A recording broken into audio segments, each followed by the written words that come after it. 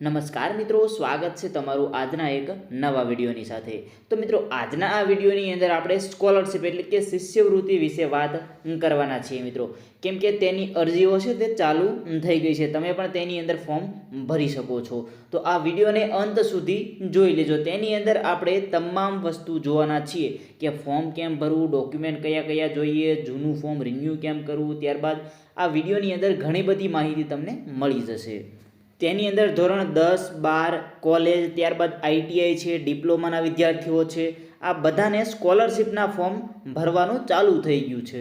તેના વિશે આપણે આગળ જોઈએ તે પહેલાં જે મિત્રોએ હજુ સુધી આ ચેનલને સબસ્ક્રાઈબ નથી કરેલી તે મિત્રો ચેનલને પણ સબસ્ક્રાઈબ જરૂર કરી દેશે। તો હવે મિત્રો આપણે આગળ સ્કોલરશિપ વિશેની માહિતી જોઈએ। તો મિત્રો, ફોર્મ ચાલુ થવાની તારીખ, ફોર્મ ક્યારથી ચાલુ થઈ ગયા છે તો SC/ST વિદ્યાર્થી માટે છે તે 15/7/2025 થી 31/8/2025 સુધી ફોર્મ ભરવાનું ચાલુ છે। ત્યારબાદ ઓબીસીના જે વિદ્યાર્થીઓ છે તેના માટે 17/7/2025 થી 30/9/2025 સુધી છે તે ફોર્મ ભરવાનું ચાલુ છે। તો મિત્રો, આ હતી ફોર્મ ભરવાની તારીખ। હવે આગળ જોઈએ, ત્યારબાદ આગળ જોઈએ કે કયા કયા વિદ્યાર્થીઓ આની અંદર ફોર્મ ભરી શકે છે। તો સૌપ્રથમ જોઈએ તો ધોરણ 10 પછી કોર્સ કરતા તમામ વિદ્યાર્થીઓ આની અંદર ફોર્મ ભરી શકે છે, જેવા કે ધોરણ 11-12માં અભ્યાસ કરતા તમામ વિદ્યાર્થીઓ, ત્યારબાદ કોલેજ કરતા વિદ્યાર્થીઓ, ત્યારબાદ આઈટીઆઈ કરતા તમામ વિદ્યાર્થીઓ આની અંદર ફોર્મ ભરી શકે છે। એટલે તમે પણ જો આની અંદર આવો છો તો તમે પણ સ્કોલરશિપનું આ ફોર્મ ભરી શકો છો। ત્યારબાદ મિત્રો આગળ વાત કરીએ કે કયા કયા ડોક્યુમેન્ટની જરૂર પડશે। આ ફોર્મ આપણે ભરવું હોય તો આની અંદર કયા કયા ડોક્યુમેન્ટની જરૂર પડશે, કેમ કે ઘણા બધા વિદ્યાર્થી મિત્રો છે તે પહેલી વખત આ ફોર્મ ભરતા હોય છે, એટલે તે ધ્યાનથી જોઈ લેજો કે તેની અંદર કયા કયા ડોક્યુમેન્ટની જરૂર પડશે। તો મિત્રો, સૌપ્રથમ છે તે ધોરણ 10 પછી કરેલા તમામ અભ્યાસક્રમની માર્કશીટ, ધોરણ 10 પછી તમે જેટલો પણ અભ્યાસક્રમ કરેલો છે તેની માર્કશીટની જરૂર પડશે। ત્યારબાદ બીજા નંબર ઉપર છે જાતિનો દાખલો। જાતિનો દાખલો કોના માટે? EWS, ઓબીસી, SC/ST માટે છે તે જાતિનો દાખલો। ત્યારબાદ આવકનો દાખલો, જે તમારે 1/4/2023 પછીનો હોય તે તમારે આવકનો દાખલો ચાલશે। જો તમારે 1/4/2023 પહેલાંનો હોય તો તમે રિન્યૂ કરાવી શકો છો।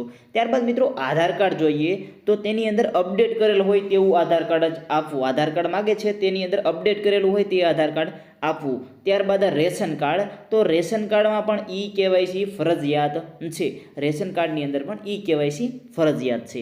ત્યારબાદ બેંક પાસબુક છે, તેની અંદર IFSC કોડ અને વિદ્યાર્થીનું નામ પ્રિન્ટ થયેલું હોવું જોઈએ, આ ડોક્યુમેન્ટની જરૂર પડશે। ત્યારબાદ જોઈએ પાસપોર્ટ સાઇઝનો ફોટો, તમારો પાસપોર્ટ સાઇઝનો ફોટો આપવાનો રહેશે।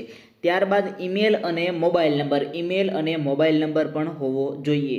તેના પછી ધોરણ 10, 11, 12 આઈટીઆઈ અને કોલેજના તમામ સેમેસ્ટરની માર્કશીટ, તમે જે પણ અભ્યાસક્રમ કરેલો છે તે તમામ સેમેસ્ટરની માર્કશીટ જો છે। ત્યારબાદ મિત્રો ધોરણ 10 પછી કરેલા તમામ અભ્યાસક્રમની માર્કશીટ આપવાની રહેશે। ત્યારબાદ ફી ભર્યાની પહોંચ, તમે જે પણ અભ્યાસક્રમ કરો છો તેની અંદર જે ફી ભરો છો તે ફી ભર્યાની પહોંચ પણ તમારે આપવાની રહેશે।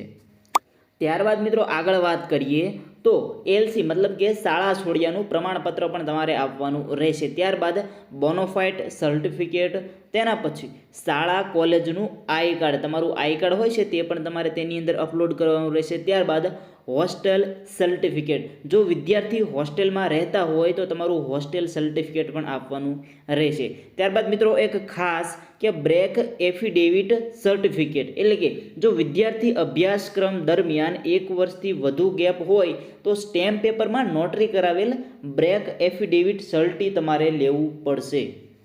એટલે કે તમે અભ્યાસક્રમ દ્વારા એકાદ વર્ષનો તમારે ગેપ રહી ગયો હોય તો તમારે આ સર્ટિફિકેટ આપવાનું રહેશે, એટલે કે અપલોડ કરવાનું રહેશે। તો મિત્રો, આ સ્કોલરશિપ ફોર્મની અંદર આપણે આટલા ડોક્યુમેન્ટની જરૂર પડશે। તો મિત્રો, આ ફોર્મ ભરવા માટે તમારે આટલા ડોક્યુમેન્ટની જરૂર પડશે। મિત્રો, જો તમારે આ ફોર્મ ભરવું હોય તો તમે ગુજરાત ડિજિટલ પોર્ટલ ઉપર જઈ અને જાતે જ આ ફોર્મ ભરી શકો છો, અથવા તો તમારા નજીકના કોઈ સેન્ટર હોય તો ત્યાં જઈને પણ તમે આ ફોર્મ ભરાવી શકો છો। તો મિત્રો, હવે આ સ્કોલરશિપ ફોર્મને લઈને તમારે કોઈ પણ પ્રશ્ન હોય તો તમે કમેન્ટની અંદર જણાવી શકો છો। આપણી પાસે જેટલી પણ માહિતી હતી તે બધી આપણે આ વિડીયોની અંદર આપી દીધી છે. તો મિત્રો આજનો આ વિડીયો પસંદ આવ્યો તો એક લાઇક જરૂર કરી દેજો, અને જે મિત્રોએ ચેનલને સબસ્ક્રાઈબ નથી કરેલી તે મિત્રો ચેનલને પણ સબસ્ક્રાઈબ જરૂર કરી દેજો. ધન્યવાદ.